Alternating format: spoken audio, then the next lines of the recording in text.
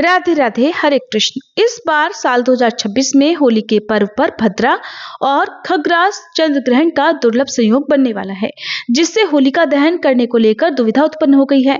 ऐसे में कुछ विद्वानों के अनुसार 3 मार्च को होलिका दहन किया जाएगा और अगले दिन 4 मार्च बुधवार को धुलंडी के दिन यानी धुलंडी पर रंगों का त्योहार होली मनाया जाएगा। इस बार होली के दिन यानी फाल्गुन पूर्णिमा के दिन लगने वाला चंद्र ग्रहण खंडग्रास होगा और ये ग्रहण हमारे देश भारत के अलावा दुनिया के अन्य देशों में भी देखा जाएगा। तो आइए जानते हैं होलिका दहन और होली के शुभ मुहूर्त के बारे में। होली से ठीक 8 दिन पहले से होलाष्टक लग जाते हैं और ये 8 दिनों के समय को अशुभ समय माना जाता है। इस दौरान हिंदू धार्मिक मान्यताओं के अनुसार किसी भी नए काम की शुरुआत करने से बचना चाहिए। कोई भी शुभ मांगलिक कार्य नहीं किया जाता है।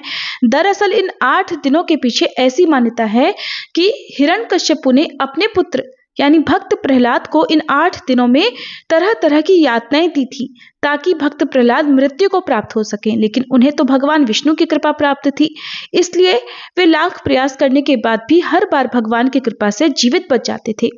और यही कारण है कि होलाष्टक के इन 8 दिनों को अशुभ समय माना जाता है और मांगलिक कार्य इस दौरान करने से बचना चाहिए। जब हिरण्यकश्यपु अपने तमाम प्रयास करके थक गया, हार गया, तब उसने अंत में अपनी बहन होलिका का सहारा लिया भक्त प्रहलाद को मारने के लिए और उसे ये वरदान प्राप्त था कि होलिका को मिला हुआ वस्त्र ऐसा वस्त्र था जिसे कोई भी अग्नि जला नहीं सकती थी और होलिका को हिरण्यकश्यपु ने वही वस्त्र पहनकर अग्नि में बैठने के लिए कहा। एक चिता तैयार की गई जिसमें अग्नि जलाकर उस जलती हुई अग्नि में होलिका अपनी गोद में भक्त प्रहलाद को लेकर बैठ गई और उस जलती हुई अग्नि में होलिका तो जलकर भस्म हो गई, लेकिन भगवान श्री हरि की कृपा से भक्त प्रहलाद जीवित बच गए।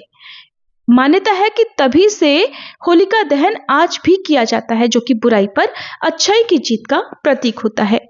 होलिका दहन करते समय लोग बुरी नजर से, नकारात्मक शक्तियों से बचने की और सभी प्रकार के संकटों से बचने के लिए प्रार्थना करते हैं। अगर होलिका दहन शुभ समय में नहीं किया जाता है तो उसका अशुभ फल भी देखने को मिल सकता है। इस बार होलाष्टक 24 फरवरी मंगलवार से शुरू होंगे और 3 मार्च मंगलवार को होलाष्टक की समाप्ति होगी और फाल्गुन पूर्णिमा तिथि 2 मार्च सोमवार को शाम 5:56 से शुरू होगी। 3 मार्च मंगलवार को पूरा दिन पूर्णिमा तिथि रहेगी और शाम 5:07 पर पूर्णिमा तिथि का समापन होगा। इसके बाद में चैत्र मास के कृष्ण पक्ष की प्रतिपदा तिथि प्रारंभ होगी। ऐसे में हिंदू पंचांग के अनुसार तो 3 मार्च मंगलवार को सूर्योदय व्यापनी और ब्रह्म मुहूर्त में विद्यमान पूर्णिमा तिथि है, इसलिए इस दिन पूर्णिमा का व्रत और स्नान दान भी किया जाएगा। पूर्ण चंद्र ग्रहण भी इस दिन लगेगा, लेकिन पूर्णिमा तिथि 2 दिन होने के कारण एक दिन पहले भी आप पूर्णिमा का व्रत रख सकते हैं।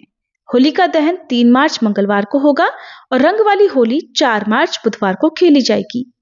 3 मार्च मंगलवार को होलिका दहन का शुभ मुहूर्त शाम 6:48 से रात 8:50 तक रहेगा।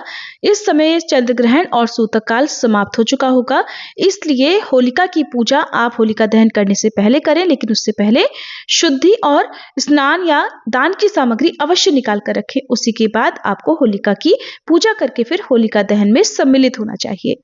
होलिका दहन के दिन आपको कुछ खास सावधानी बरतनी चाहिए, जैसे कि किसी भी ऐसे व्यक्ति पर जिस पर आपको लगता हो कि वो आपकी खुशियों या सुख समृद्धियों से ईर्ष्या करता है, आपको कोई नुकसान उससे पहुंचने की संभावना हो, तो ऐसे व्यक्तियों से खास तौर पर होलिका दहन के समय या होलिका दहन के दिन किसी भी प्रसाद रूप में कोई भी सामग्री लेने से बचना चाहिए। यदि आपने ले भी ली है तो किसी पेड़ पौधे के नीचे उस सामग्री को विसर्जित कर दे, खुद से सेवन ना करें, क्योंकि ऐसे में आपको भी नुकसान होने की संभावना हो सकती है।